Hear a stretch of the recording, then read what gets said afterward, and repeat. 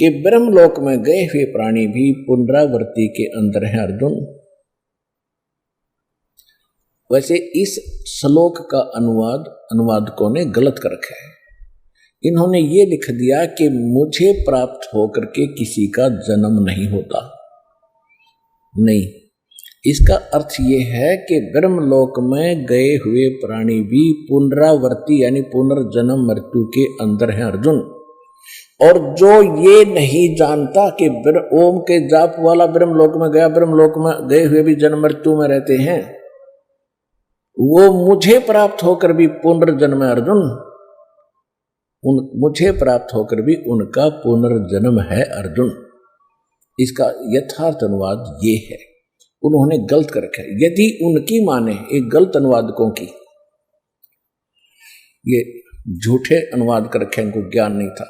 यदि इनकी बात को बड़ा करें कि गीता ज्ञानदाता ये कह रहा है कि मुझे प्राप्त होकर किसी का जन्म मृत्यु नहीं होता, ये गीता अध्याय नंबर 2 के श्लोक नंबर 12 में, गीता अध्याय नंबर 4 के श्लोक नंबर 5 में और 9 में, गीता अध्याय नंबर 10 के श्लोक नंबर 2 में ये स्वयं स्वीकार करता है कि अर्जुन तेरे और मेरे बहुत जन्म हो चुके हैं, तू नहीं जानता मैं जानता हूं।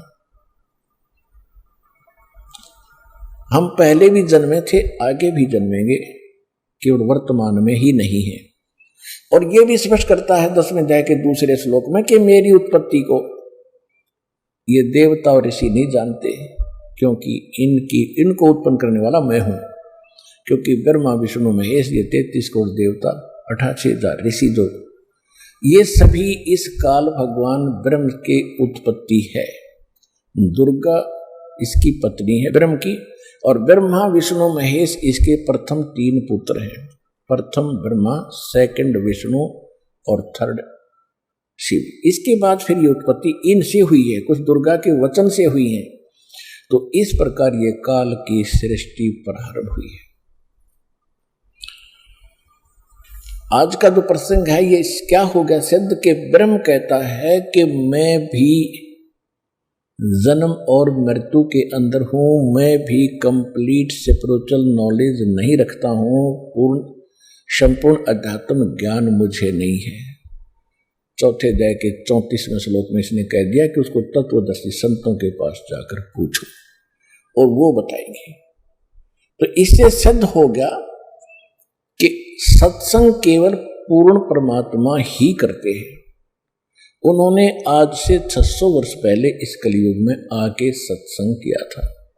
परमेश्वर कबीर जी ये पूर्ण परमात्मा है, सच्चिदानंद घन ब्रह्म है। इनको संत भाषा में सत्पुरुष कहते हैं। श्रीमद् भगवत गीता के अंदर इसको परम अक्षर ब्रह्म कहा है। गीता अध्याय नंबर 7 के श्लोक नंबर 29 में गीता ज्ञान दाता कहता है। वैसे तो गीता अध्याय नंबर 7 के अंदर बहुत कंप्लीट ज्ञान है, बहुत अच्छा ज्ञान है।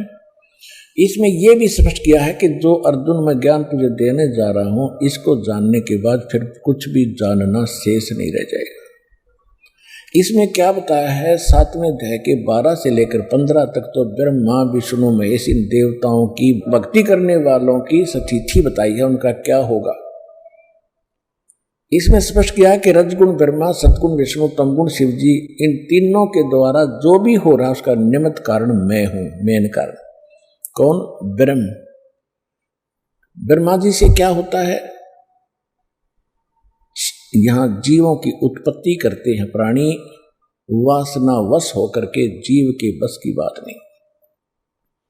जैसे किसी ने शराब पी रखी है तो उसको चक्कर आना, गिर जाना, लड़खड़ा कर चलना, तुतला कर बोलना उसके बस की बात नहीं, उसके उस नशा है। इसी प्रकार इस ब्रह्मा जी से निकल रहे रजगुण के प्रभाव से सभी प्राणी युवा होते ही इनके ऊपर ये प्रभाव अपने आप ऑटोमेटिकली इफेक्ट करता है, जीव के बस की नहीं करती।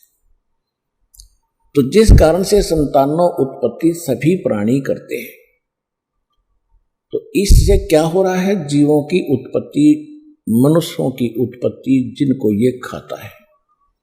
और विष्णु जी के सतोगुण से क्या है कि यहाँ सतिथि, एक दूसरे में मोह ममता प्यार, और संपत्ति में मोह, माता पिता में ममता, बच्चों के अंदर प्रेम, पति पत्नी का, भाई बहन का प्यार।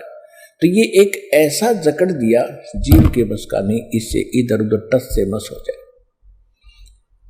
और तीसरे देवता का आपको पता ही है क्या करता है, सबको मारता है, हर फिर भी हम इनको पूजते हैं। बताओ हमारी अकल पर पत्थर पड़ गए थे।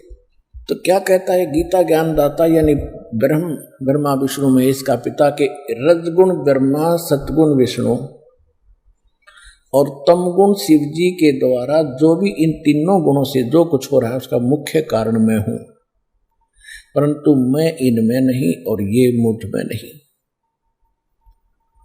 क्योंकि ये इनसे अलग रहता है और इनको बना दिया इन्होंने, एक एक गुण युक्त पैदा कर दिया।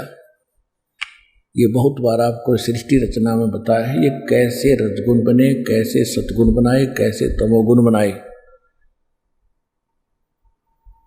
और इनसे जो कुछ हो रहा है उसका निमित्त कारण मैं हूं, क्योंकि इसने 1 लाख मानव शरीरधारी प्राणियों को खाना पड़ता है। ये ऊपर का कवर यहां रह जाता है। सारे जीवन में जैसे भी ये सब शराब पीता है, तम्बाकू पीता है, तम्बाकू खाता है और चटपटे आहार करता है, उसकी वासना सूक्ष्म शरीर के अंदर लिप्त होती रहती है कुछ अंश।